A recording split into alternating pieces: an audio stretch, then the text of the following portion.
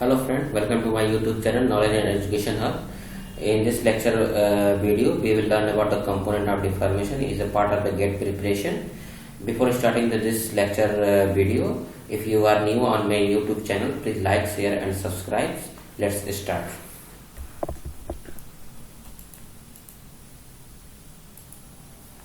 First, starting with the deformation. Within the earth, rocks are continually being subjected to forces that tend to bend them, twist them or fracture them. When rock bend, twist or fracture, we say that they deform, change in shape or size. The forces that cause deformation of rock are referred to as stresses, force per unit, which we have discussed in a previous lecture.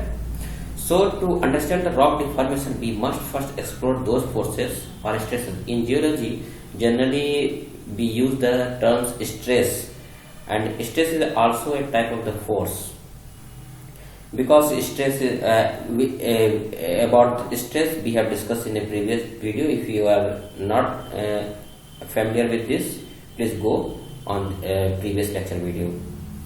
तो deformation, अगर किसी rock पे अगर deformation, कोई rock अगर nature में deform हुआ है तो उस पर ये मस्ट है कि उस पर कोई ना कोई स्ट्रेस अप्लाई हुआ है। स्ट्रेस एक तरह का फोर्स ही होता है जो नेचर में डिफरेंट एजेंट्स के द्वारा लगता है। एजेंट लाइक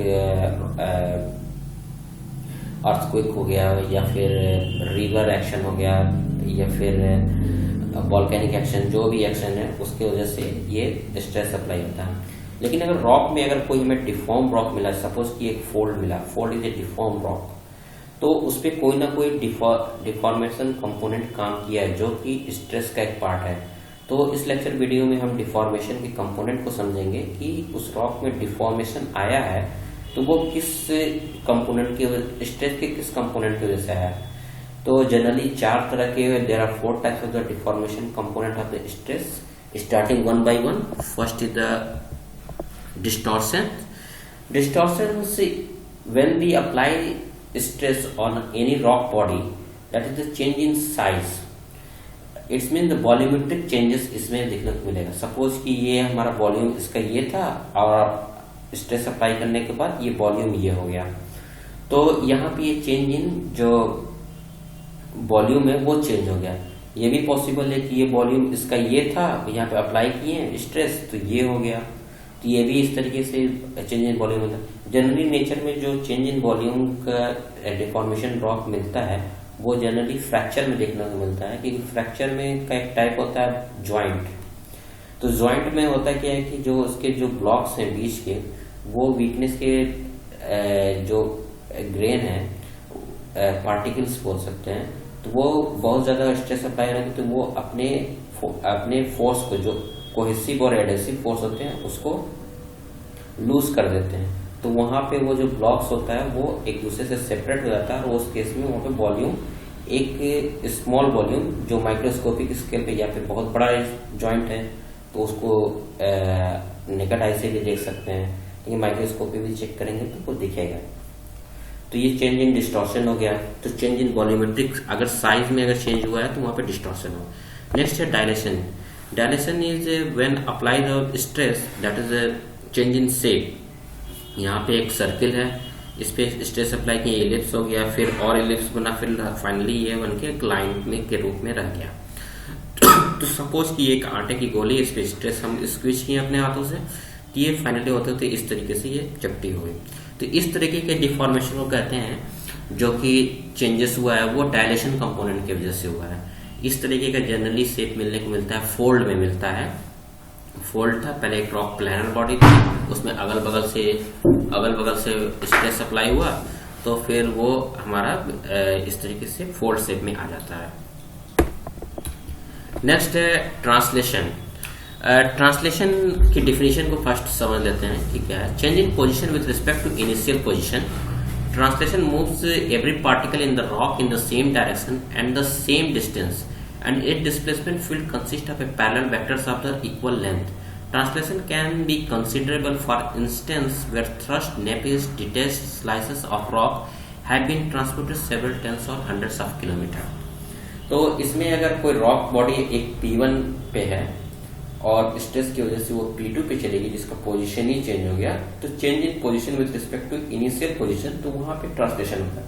अब ये जब यहां से यहां तक ये बॉडी गई है, तो इसके बीच में कुछ इसने मार्क्स को छोड़ा है, जैसे कि सपोज की स्लिंकन साइड्स मार्क्स होते हैं, कुछ अदर्स मार्क्स होते हैं। तो इस तरीके का जो डिफॉर्मेशन देखने को मिलता है वो लिनिएशन में मिलता है। फ्रैक्चर का एक पार्ट होता है फॉल्ट, उसको हम आगे पढ़ेंगे। फॉल्ट में जब parallel movement of the blocks होता है, तो वहां पे भी इस तरीके की एक स्लिंकन स्लाइड्स टाइप के फ्रैक्चर सरफेस बन जाता है। तो वहां पे भी ये इस तरीके का एक शो करता है कि ट्रांसलेशन का कंपोनेंट लगा है।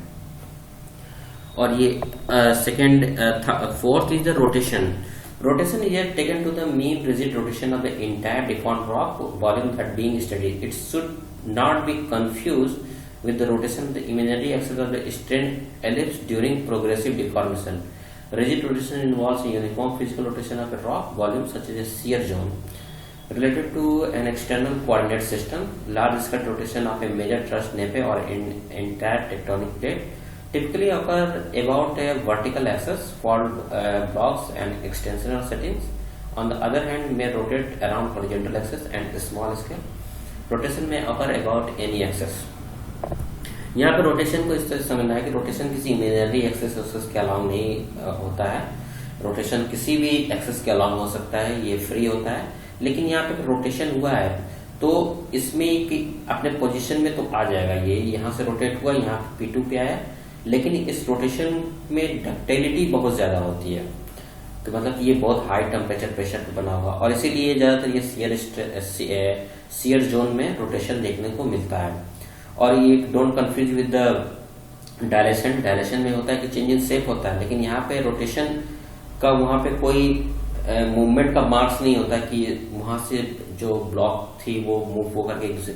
यहाँ पे चेंज इन शेप तो हो रहा है, लेकिन यहाँ पे मूवमेंट के भी साइन होंगे और चेंज इन शेप भी होगा। तो that is the rotation. And finally finish this lecture have finished. If this lecture is useful and important to all, please like, share and subscribe. Thank you.